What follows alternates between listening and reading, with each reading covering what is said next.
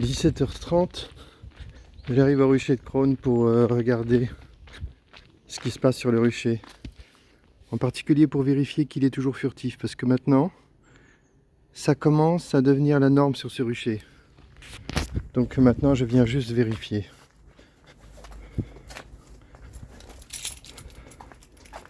Si pendant plusieurs jours, le rucher est furtif, il y a un petit test à faire, facile, qui est de vérifier qu'il y a bien des frelons qui arrivent. Et pour ça, il suffit de regarder dans les bouteilles et trouver 2 ou 3 frelons. Ça veut dire que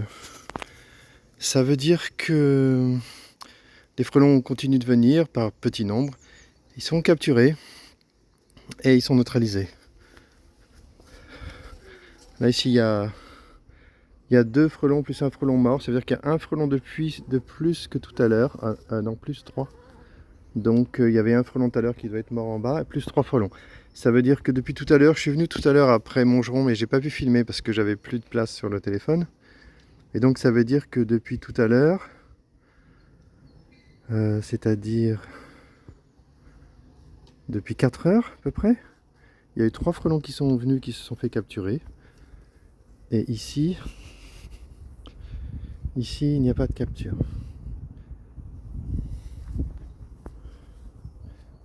Voilà. Je vais rester un petit peu pour vérifier si des frelons arrivent. C'est quelques minutes. Mais ça se voit que le rucher est totalement déserté par les frelons en standard. Donc le rucher est furtif.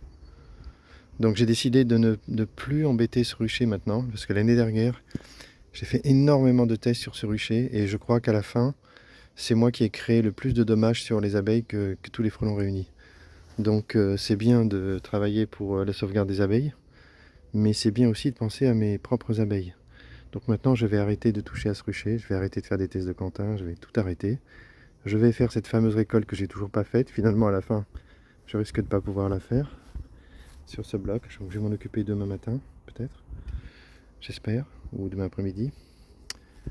Et voilà, et ce sera terminé. Et je laisserai le truc tranquille, je viendrai visiter le rucher très régulièrement pour voir comment ça évolue. J'ai un autre travail à faire ici. C'est entre cet arbre et ce bosquet, je vais planter des rejets de cet arbuste là, qui est très robuste. Et j'ai fait plein j'ai mis dans l'eau, ça a l'air de bien marcher. C'est pas du tout la saison pour les replanter, mais comme ça fait des belles racines, j'ai envie de le planter, je suis presque sûr que ça va marcher. Donc je vais aller chercher du terreau, je vais faire pousser mes rejets, et je vais faire une barrière ici pour que ce soit conforme à la législation. Là, entre la barrière et les ruches, il n'y a pas une distance suffisante. Donc je vais corriger ça. Et ce sera tout ce que je ferai sur ce rucher. Sauf peut-être ici, là, il manque une colonie à droite. Je vais peut-être aller prendre une colonie sur le rucher de Montgeron pour la mettre ici et compléter. Comme ça, on aura 3 ruches ici. Et ça sera bon. J'ai pas grand-chose à ajouter. Si ce n'est que le temps passe. Et je vais bientôt publier la version 2023 de la tente, puisque je vais avoir l'autorisation de le faire. J'ai quand même déposé un petit brevet d'utilité pour marquer la date, plus qu'autre chose. Et il me manque encore une petite autorisation pour dévoiler l'invention, entre guillemets. Donc en gros, c'est cette tente qui est ici, mais avec une innovation qui permet de la rendre moins chère à fabriquer et donc de pouvoir la proposer à un meilleur prix, donc potentiellement à plus d'apiculteurs. Voilà. Donc je vais m'occuper de ça.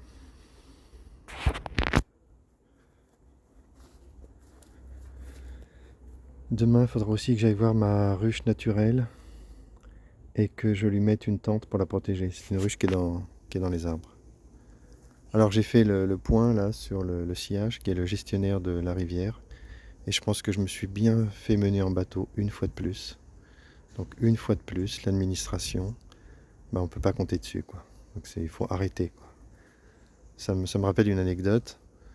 Dans les hauteurs de Hyères, il y a un vétéran de l'apiculture qui a un savoir-faire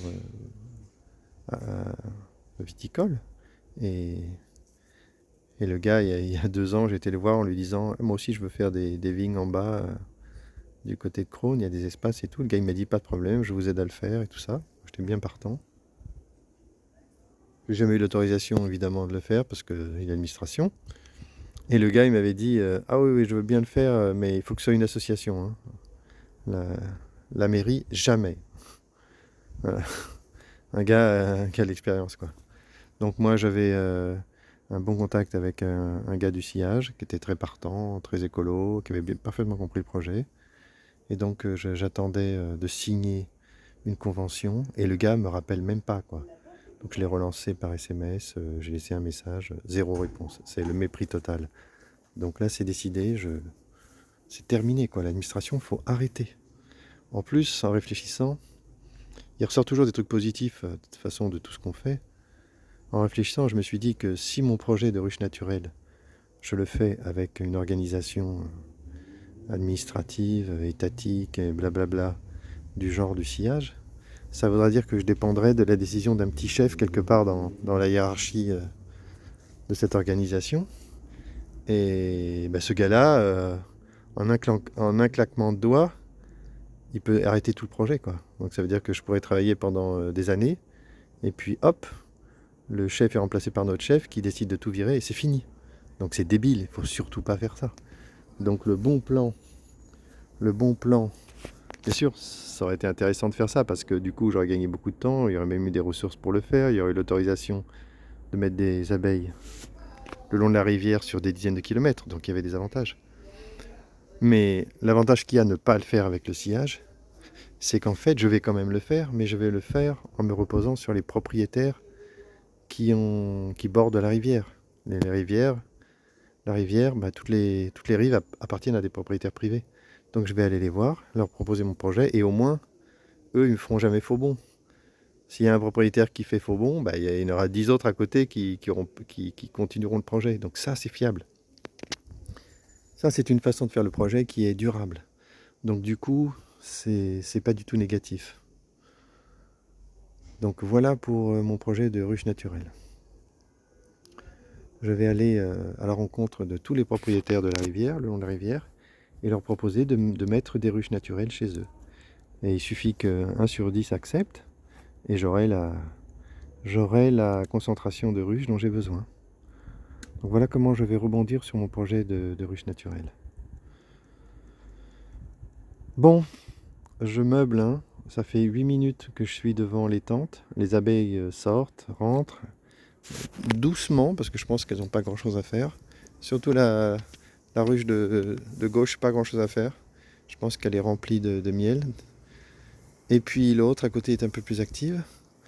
Et il n'y a pas de frelons. Donc le rucher est furtif. Et là, je ne vais pas m'amuser à faire un test de Quentin de plus sur ce rucher. Maintenant, ce rucher, je vais le protéger. Bon. J'attends encore un peu, hein.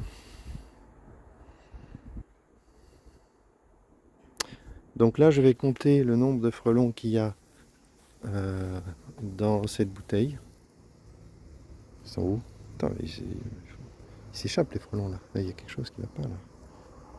Les frelons sont partis. Ça va pas là. Ils sont pas morts en bas, si? Ah, je vais compter, ils sont peut-être déjà morts en bas. Ouais, ouais, en bas, il y en a plus. Ah ouais, ils sont morts les frelons. Les frelons sont en bas. Waouh. Ça, je m'attendais pas. Mort un peu vite. Bon, du coup, je vais peut-être libérer une abeille ou deux. Bon. De toute façon, il n'est pas ressorti parce que je le verrai là, il serait pas loin. Bon, c'est pas grave. Je vais libérer les abeilles. J'ai envie de changer le maillage qui est en haut parce que je crois qu'il est pas bon. J'en ai amené un autre là qui est un petit peu plus frais. Là, il a peut-être été grignoté et du coup, les mailles sont plus petites, les abeilles ne peuvent pas sortir. Donc je vais vider par le bas, libérer les abeilles. Et puis je vais terminer cette observation sur ce rucher. Voilà un rucher bien protégé.